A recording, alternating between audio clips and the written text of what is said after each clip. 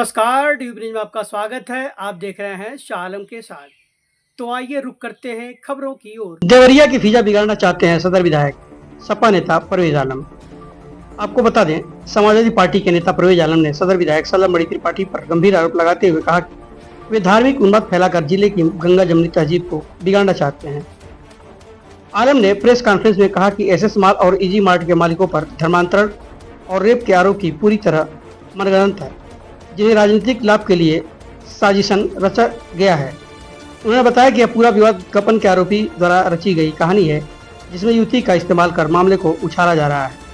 परिवार ने कहा कि शहीद बाबा की मजार और कब्रिस्तान सदियों पुराना है तथा 1993 में तत्कालीन सरकार ने इसे वैध रूप से आवंटित किया था।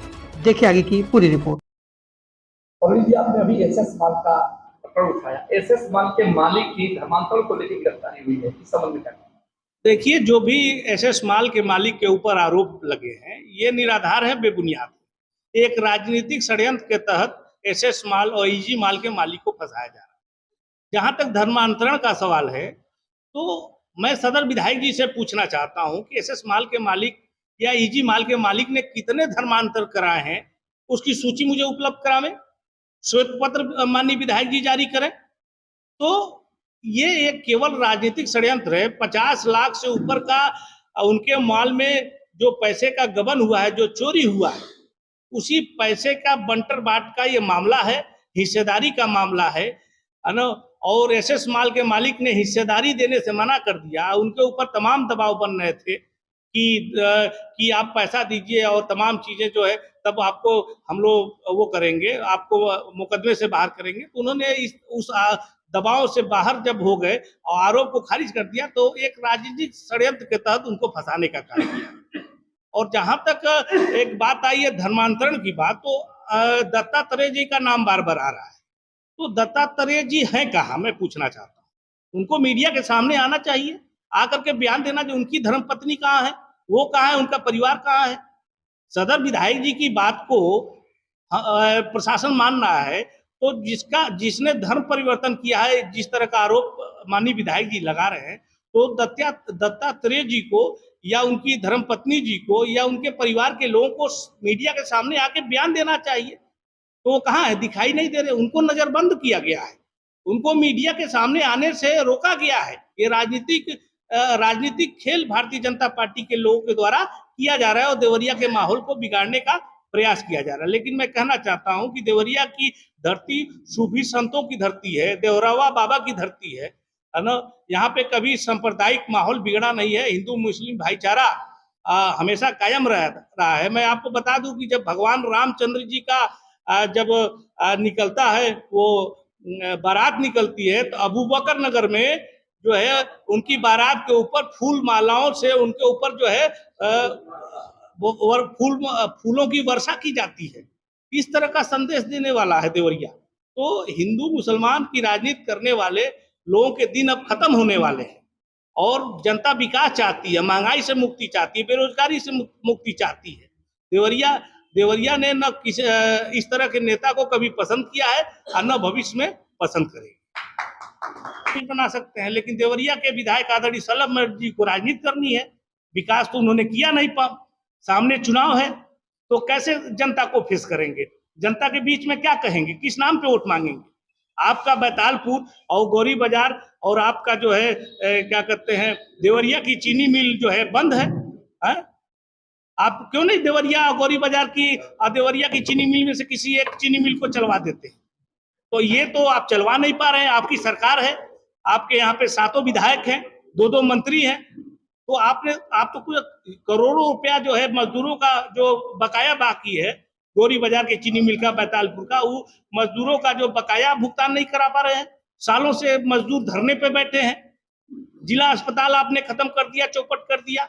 अब जिला अस्पताल में गरीबों का इलाज होता था, दवाएं मिलती थी, डॉक्टर बैठते थे। आज मेडिकल कॉलेज की हालत आप जान रहे हैं। आज का देवरिया का मेडिकल कॉलेज एक रेफरल मेडिकल कॉलेज हो गया है। जो कोई भी मरीज जा रहा है वहां से सीधे रेफर कर दिया जा रहा है, दवा इलाज नहीं हो रहा है। तो देवरिया में विकास नहीं हुआ। समाजवादी पार्टी की सरकार थी तो देवरिया जनपद का समुचित विकास होता था। लेकिन जब से भारतीय जनता पार्टी का जो है सरकार बनी है, देवरिया जनपद का विकास नहीं हो रहा। आज देख लीजिए हमारे यहाँ के कृषि मंत्री जी शिव प्रताप शाही जी, यूरिया के लिए किसान जो है लाठी खा रहा है? अपने विधानसभा पथरदेवा में यूरिया उपलब्ध नहीं करा पा रहे हैं, अपने जनपद में जब यूरिया नहीं उपलब्ध करा पा रहे हैं तो पूरे प्रदेश में कहां से यूरिया उपलब्ध करा पाएंगे? तो इसलिए इन लोगों ने कुछ किया नहीं है। ये लोग भारतीय जनता पार्टी के लोग कुछ करना नहीं जानते, विकास की राजनीति में ये लोग विश्वास नहीं करते, ये लोग संविधान में विश्वास नहीं करते। और 1992 में जब जो है मनमोहन सिंह जी की सरकार थी, तो उस समय एक आदेश लोकसभा से पारित हुआ था कि 1947 के बाद जो भी धार्मिक स्थल हैं, चाहे वो मजार हो, चाहे मंदिर हो, चाहे मस्जिद हो, चाहे कब्रिस्तान हो, जहां वो है उसको भू अभिलेखों में दर्ज कर दिया जाए। तो ये तो सुप्रीम कोर्ट के गाइडलाइन को भी नहीं मान रहे हैं भारतीय जनता पार्टी के लोग। उन्होंने कहा है कि 1993 में जब सरकार आई थी उसमें फर्जी तरीके से तो कि कब्रिस्तान और मजार के नाम पे जमीन। देखिए जो ये आरोप लगा रहे हैं कि 1993 में फर्जी तरीके से, ये एकदम उनका कहना तथ्य गलत है।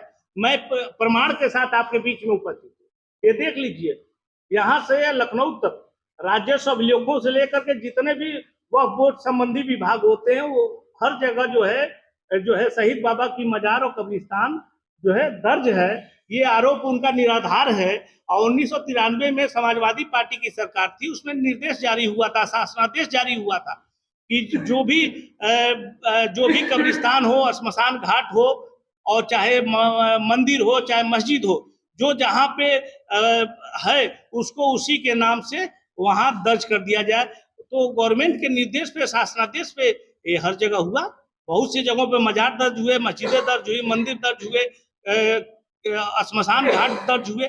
तो ये तो सरकार के निर्देश पे, शासनादेश पे जारी हुआ। ये उनका कहना गलत है।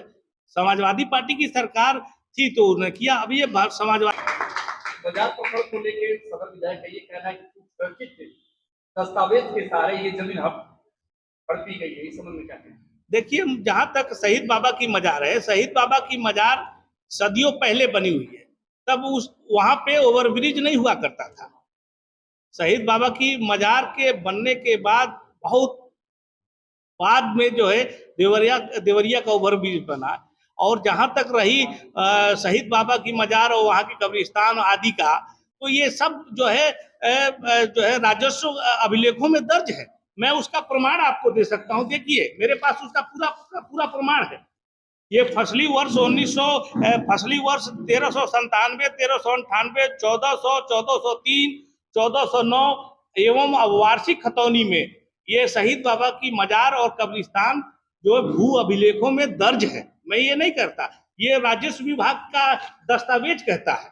और ये जो उत्तर प्रदेश सुन्नी सेंट्रल बोर्ड है और देवरिया का जिला अल्पसंख्यक कार्यालय है, वहां पे भी ये मजार और कब्रिस्तान के नाम से दर्ज है। 124 एकड़ भूमि जो 9.5 कट्ठा होती है, अभी मौके पे मजार और कब्रिस्तान और अन्य जो निर्माण हुए और उसको जोड़ दिया जाए तो मौके पे 9.5 कट्ठा से कम है। मैं आप सबसे कहना चाहता हूँ, जो निर्माण है, मजार है, जो कब्रिस्तान है, वो 9.5 कट्ठा से कम है। और भू राजस्व अभिलेखों में 124 एकड़ जो है मजार और कब्रिस्तान के नाम से दर्ज है। समझ रहे? तो इसके 2 मुकदमे जो है एसडीएम कोर्ट, एक एसडीएम कोर्ट में चल रहा है जो आरबीओ जेई के द्वारा किया गया है, और एक मुकदमा एसडीएम कोर्ट में जो है बंजर घोषित करने के लिए किया गया है। ये केवल राजनीतिक प्रेशर में किया जा रहा है ना, राजनीतिक प्रेशर में किया जा रहा है। इसलिए मैं कहना चाहता हूं कि अगर ओवरब्रिज ही एक विषय है बनवाना, तो जो ओवरब्रिज के पश्चिम तरफ जो है तमाम जगह खाली है, आप आसानी से ओवरब्रिज बना सकते हैं। लेकिन देवरिया के विधायक आदरणीय शलभ जी को राजनीति करनी है, विकास तो उन्होंने किया नहीं। सामने चुनाव है तो कैसे जनता को फेस करेंगे? जनता के बीच में क्या कहेंगे? किस नाम पे वोट मांगेंगे?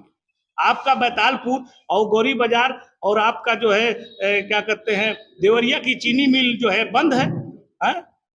आप क्यों नहीं देवरिया और गौरी बाजार की देवरिया की चीनी मिल में से किसी एक चीनी मिल को चलवा देते हैं? तो ये तो आप चलवा नहीं पा रहे हैं। आपकी सरकार है, आपके यहाँ पे 7 विधायक हैं, 2 मंत्री हैं, तो आप तो कुछ करोड़ों रुपया जो है मजदूरों का जो बकाया बाकी है गोरी बाजार के चीनी मिल का, बैतालपुर का, वो मजदूरों का जो बकाया भुगतान नहीं करा पा रहे हैं। सालों से मजदूर धरने पे बैठे हैं। जिला अस्पताल आपने खत्म कर दिया, चौपट कर दिया।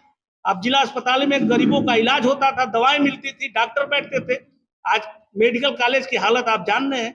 आज का देवरिया का मेडिकल कॉलेज एक रेफरल मेडिकल कॉलेज हो गया है।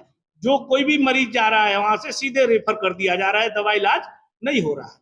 तो देवरिया में विकास नहीं हुआ। समाजवादी पार्टी की सरकार थी तो देवरिया जनपद का समुचित विकास होता था, लेकिन जब से भारतीय जनता पार्टी का जो है सरकार बनी है, देवरिया जनपद का विकास नहीं हो रहा है। आज देख लीजिए, हमारे यहाँ के कृषि मंत्री जी सुप्रताप शाही जी, यूरिया के लिए किसान जो है लाठी खा रहा है? अपने विधानसभा पथरदेवा में यूरिया उपलब्ध नहीं करा पा रहे हैं। अपने जनपद में जब यूरिया नहीं उपलब्ध करा पा रहे हैं तो पूरे प्रदेश में कहां से यूरिया उपलब्ध करा पाएंगे? तो इसलिए इन लोगों ने कुछ किया नहीं है। ये लोग, भारतीय जनता पार्टी के लोग कुछ करना नहीं जानते। विकास की राजनीति में ये लोग विश्वास नहीं करते। ये लोग संविधान में विश्वास नहीं करते।